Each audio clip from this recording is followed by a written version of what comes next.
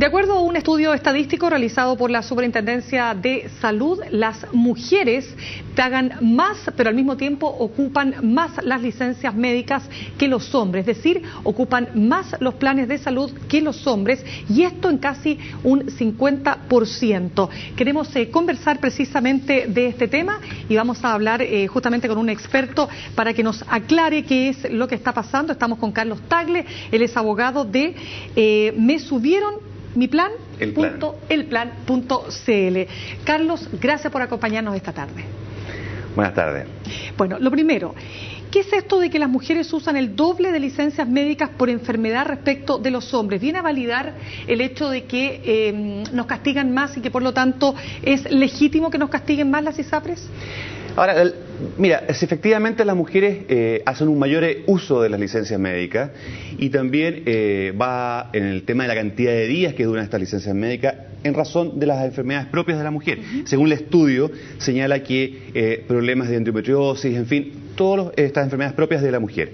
Ahora, también es cierto que ellas pagan mucho más por obtener una cobertura más o menos similar. Lo que pasa es que las mujeres en general, al buscar un precio relativamente razonable, ven desmejoradas las coberturas. Entonces, por un lado, pagan más, pero las coberturas no tampoco se igualan a la cobertura que tiene un hombre en un plan de salud. Correcto. Ahora, ¿cómo podríamos intentar ir desmenuzando este resultado? Dice, si por ejemplo se toman 100 cotizantes, las mujeres de esos 100 cotizantes piden 120 permisos y los hombres piden 56,8, según el análisis que hace la Superintendencia de Salud. ¿Hay razones objetivas? ¿Es que tiene que ver con un tema cultural también, que las mujeres nos preocupamos más de nuestra salud? Es muy probable. La mujer en general es mucho más preocupada de su salud. Los hombres tendemos a quedarnos tranquilos, no sé si tranquilos, pero a postergar o dilatar la decisión de ir a un médico, porque además generalmente se siente como el jefe de hogar, entonces supuestamente es el principal sustento del hogar, por tanto no va a fallar. Además que también esto va relacionado un poco con los ingresos. Todos sabemos que también los hombres ganan muchas veces más de 1/3 o 2/3 que las mujeres. Por tanto, el dejar el subsidio por incapacidad laboral afecta, en la medida que tiene un tope de 60 UF, afecta más a aquellos de mayores ingresos. Entonces el hombre no entra a las licencias médicas o no va tanto al médico para no ver afectados sus ingresos. Ahora, hay un tema acá que me interesa mucho preguntarle, porque usted dice, claro, las mujeres ocupamos más el plan, pero también por eso pagamos más. Sin embargo, en cuanto a cobertura de este plan, los hombres tienen siempre mejor cobertura que las mujeres. Efectivamente. ¿Qué pasa ahí? Que lo que pasa es que hay un tema también, volvemos al tema de los ingresos. Las mujeres en general en el mercado laboral tienen un ingreso menor que los hombres.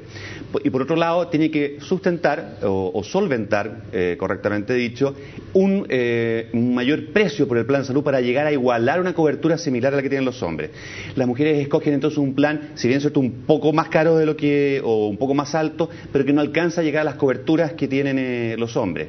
Entonces ven afectados notablemente su plan de coberturas y obteniendo un resultado bastante menor que el de los hombres. Pero usted lo ve un desajuste ahí, un desequilibrio en el sentido de que pagamos más, pero tenemos peor cobertura. Efectivamente. Y le pongo un ejemplo. Dice, por ejemplo, la Superintendencia, son datos entregados por la Superintendencia de Salud. Dice, por ejemplo, en términos, por ejemplo, de lo que tiene que ver con la atención hospitalaria y ambulatoria, la brecha es de 3,4 puntos en atención hospitalaria y 2,6 en ambulatoria entre hombres y mujeres.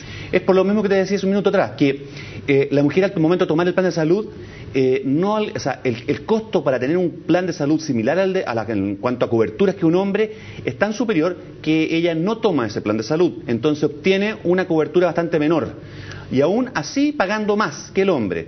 Pero para poder tener una cobertura en un plan de salud que sea similar a la cobertura que tiene un hombre, tendría que aún pagar mucho más, teniendo en cuenta que la gran masa tiene un ingreso menor que los hombres, afecta en forma muy importante en sus ingresos. Por tanto, la decisión de tomar un plan de salud que realmente le dé las coberturas que ella necesita, o sea, similar a un hombre, no son alcanzables.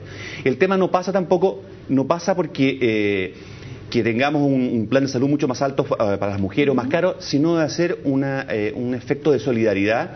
Hay varios estudios que establecen que esta desigualdad entre los hombres y las mujeres tenemos que afectar en un fondo solidario para tener un plan similar para todos. Claro, pero recuerde que esa ley, digamos, ese proyecto de ley quedó ahí, detenido en el Congreso. Es más, el propio ministro Mañalich dijo, ya, no fue posible sacar esta ley donde se va a establecer un sistema más solidario en este gobierno. Entonces, ¿en qué estamos topando? Porque si no está esa ley, vamos a seguir con este tipo de situaciones, ¿no? Es que yo creo que el tema puntual de esta ley tenía otros problemas en la ley, porque esto también contemplaba, este proyecto de ley contemplaba también el tema del IPC de la salud. Claro. Y eso no había un consenso político respecto de él. Por ello es que el proyecto cayó en su totalidad. Yo creo que si nos enfocamos directamente al tema puntual o de hacer una ley como se llamaba la ley corta de ISAPRE, enfocado a hacer un plan universal donde haya un fondo de solidaridad y no estemos amarrando con el tema del IPC de la salud, que a mi juicio y desde mi punto de vista no representa realmente una solución efectiva para los cotizantes. Quizás sí habría una posibilidad de tener un proyecto de ley que políticamente sea viable. Porque lo que se supone que el espíritu de esa ley lo que plantea es que justamente aquellos jóvenes, por ejemplo, más jóvenes u hombres, por ejemplo, que pueden contribuir solidariamente a mejorar la situación de aquellos que, llámese tercera edad o mujeres en edad fértil, digamos, gastan más por razones propias del segmento en el que se encuentran, ¿no? Efectivamente. Ahora, una pregunta, Carlos, en su conocimiento y su experiencia como abogado, y sobre todo por este sitio que usted tiene, ¿en qué hay que fijarse cuando uno nota o cuando recibe la carta, evidentemente, de que hay un cambio ahí en el plan de salud, hay un aumento en el plan de salud? Bueno, es un hecho cierto que las Cortes de Apelaciones y la Corte Suprema ha estimado que este aumento del precio del plan de salud no está justificado. Hay una confusión, hay quienes dicen o se plantea por ahí que el acto del ISAPRE es ilegal. No es que sea ilegal, es legal, se ajusta a derecho, hay una norma que expresamente faculta a la ISAPRE a hacer esto. Unilateralmente, ¿no es cierto? Unilateralmente los precios. Que, perdone que lo interrumpa, Carlos, pero ese es un tema súper clave, porque la otra vez precisamente lo explicaba un abogado.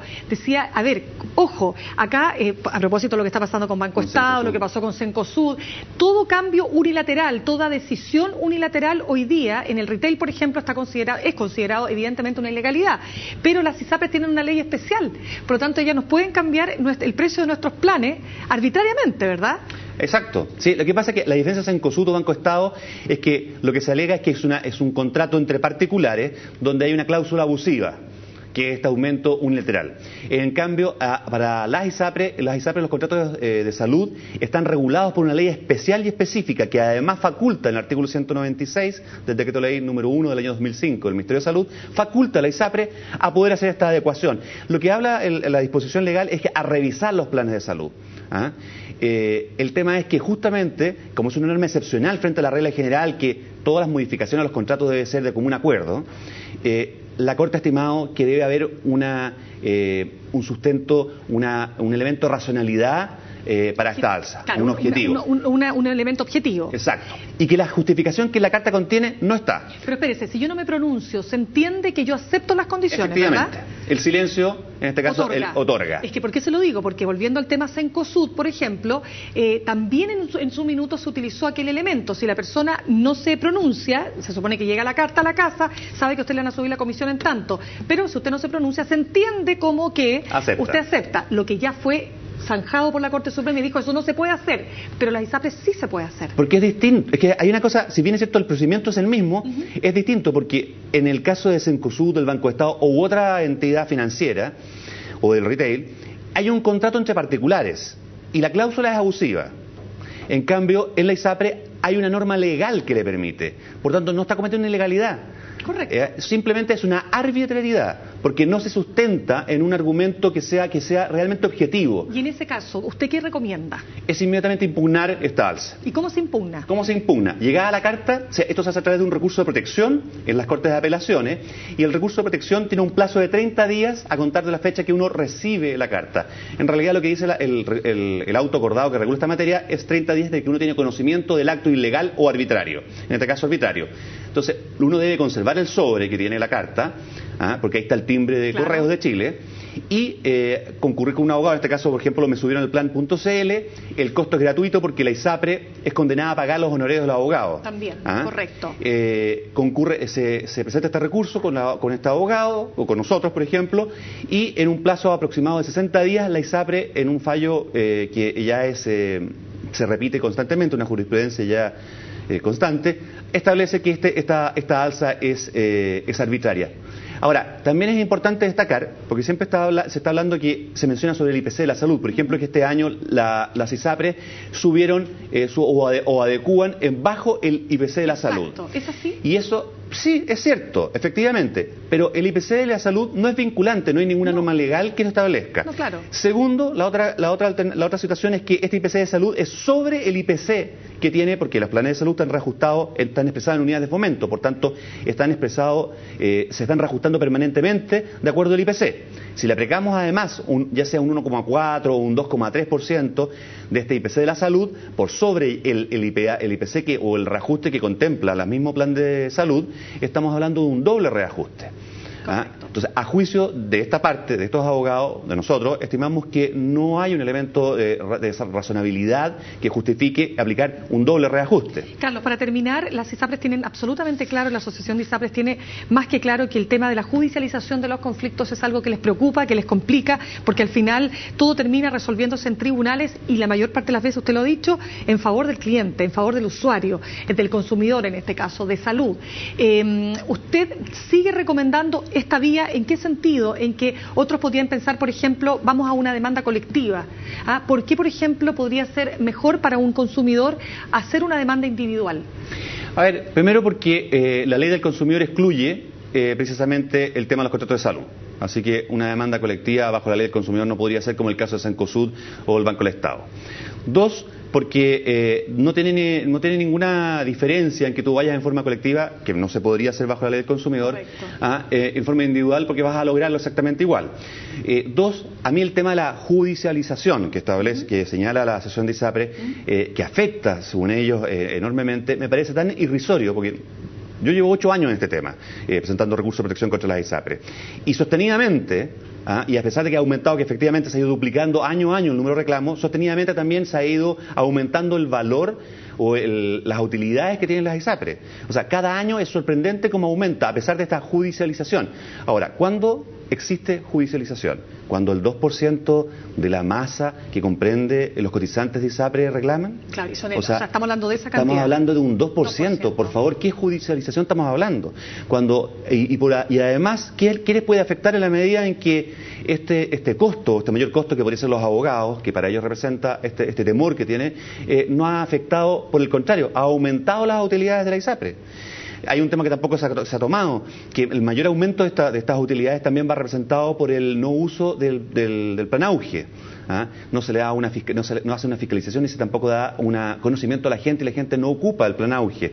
Y sin embargo... Y los fondos van a las ISAPRE para cubrir el posible eventual uso del estas mayores prestaciones, porque hace 2 años atrás se aumentó el precio del valor del programa Auge porque se habían incluido nuevas patologías. Entonces, la compañía de seguros, el fondo, como compañía de seguros las ISAPRE, estimaron vamos a tener que enfrentar mayores patologías, un mayor costo. Sin embargo, solo se utilizaron un 50% de estos mayores ingresos en las patologías. Entonces, este aumento también ha sido injustificado, ya también lo estableció la Corte Suprema. Yo creo que uno debe reclamar, uno debe empoderarse de los derechos que tenemos como ciudadanos a reclamar frente a actos arbitrarios, ya sean ilegales o arbitrarios en este caso. Y nos asiste el derecho a hacerlo. Y no hay que tener temor. No hay judicialización cuando solamente el 2% reclama.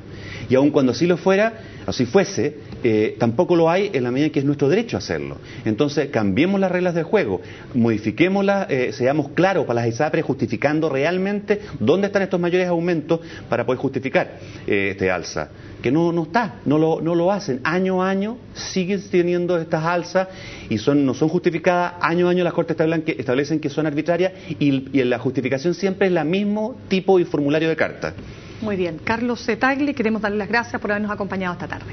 Hasta luego. Gracias.